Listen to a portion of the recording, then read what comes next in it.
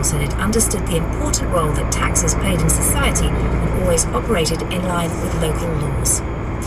And an elderly man living in a remote part of the Western Highlands of Scotland has been rescued by helicopter after his personal distress alarm was picked up thousands of miles away by an emergency centre in the United States. Our Scotland correspondent James Shaw takes up the story. The man in his 70s lives in the remote wilds of Loch Harbour. His routine is to check in with friends and family every week by means of a so-called spot beacon to let them know that he's well. But this week, the Emergency Response Centre in Houston, Texas, picked up an SOS signal.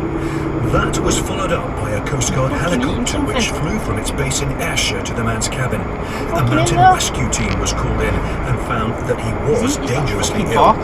They then took him a good recovery. In the city, the 100-share index closed up 143 points at 7,177. And the weather, it'll be a cloudy evening with rain in the west continuing to spread eastwards. Clear skies will push in from the west during the night.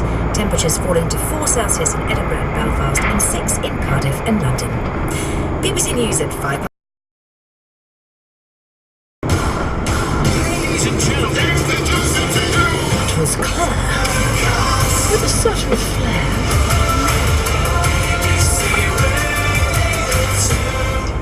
Talked of a certain flair. Was Steve Wright fantastic today? Thank you.